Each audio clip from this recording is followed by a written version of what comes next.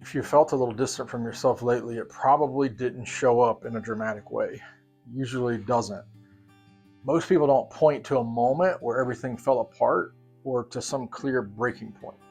It's more like a quiet noticing over time. So you realize that something inside feels harder to reach than it used to. It's not gone, it's not as close. What makes that hard to trust is that on the outside, things look fine. So you're doing what needs to be done, you're showing up, people rely on you, and none of that happened by accident.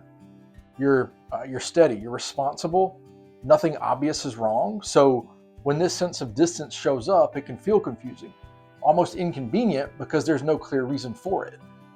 A lot of people assume that feeling disconnected from themselves means they've messed up something internally, like they've drifted or become careless or lost something they were supposed to hold on to. Sometimes people frame it as a spiritual issue. Sometimes they frame it as a character flaw. But a lot of the time, that explanation doesn't really fit what's been happening. For many disciplined, faith-minded adults, this kind of distance doesn't come from neglect. It comes from endurance. It comes from carrying responsibility for a long time without letting things drop. It comes from being the person who keeps going even when it costs something internally, because that's what the season requires. Over time, you get good at staying functional, no matter what you're feeling. You learn how to set parts of yourself aside so that you can do what's needed. So at first, that feels like maturity. And in many ways it is. It lets you provide, it lets you serve, it lets you stay faithful when consistency matters a lot more than expression. The issue is that the same ability that helps you endure can slowly create distance if it never gets turned off. When functioning becomes your default, presence tends to become optional, and not because you decided that consciously. It just happens gradually without a whole lot of notice.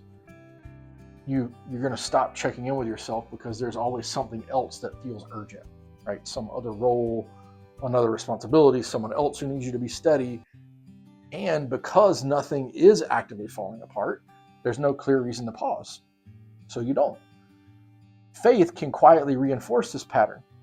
Many people learn to relate to God primarily through doing what's right and just staying consistent, through obedience, through showing up even when it's hard. Those things do matter. They shape character, they build trust over time. But if responsibility becomes the main way you relate to God, it can start to shape how you relate to yourself too. So you stay aligned, you stay disciplined, you stay reliable, but you pay less attention to what's happening inside as you do all of that.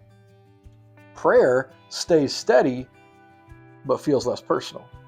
Scripture is familiar, but doesn't connect the way it once did. So you're still oriented toward God, but the relationship feels flatter than it used to. And not because you did something wrong, more because information has been happening under the load.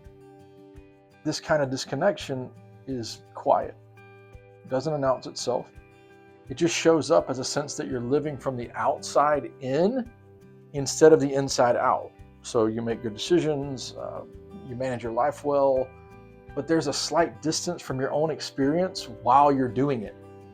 Some people describe it as feeling like they're watching themselves live their life, or like they know who they are on paper, but feel less connected to that person internally. Again, not broken, just farther away. And it helps to understand that this is often an adaptive response. It's what allowed you to carry what you were given to carry. It's how you stayed dependable when others needed you to be. It's how you remained faithful in seasons that required steadiness more than sensitivity.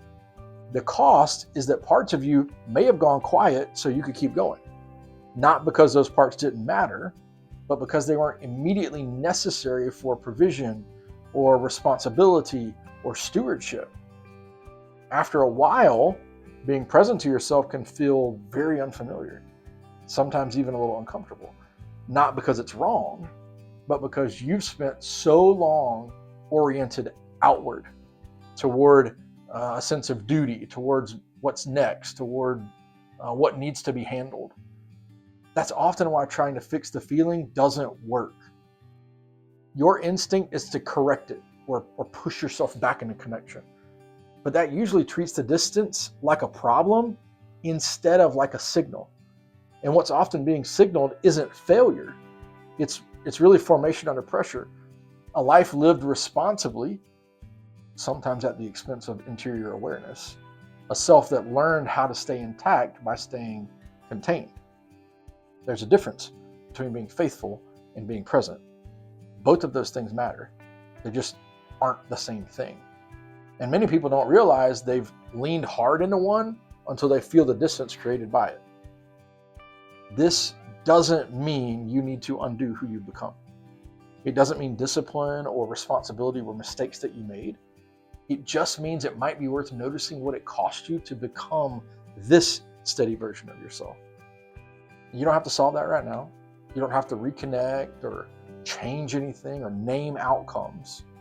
Sometimes awareness alone starts to soften the grip of self-containment. So for now, you can just notice. Notice when you default to functioning instead of feeling. Notice when responsibility crowds out your interior awareness. And then notice how often you relate to God from duty rather than presence without judging it. Feeling disconnected from yourself doesn't mean you're lost. Most of the time, it means you've been faithful for a long time, and that faithfulness shaped you in ways that helped you endure, even if it also created some distance inside.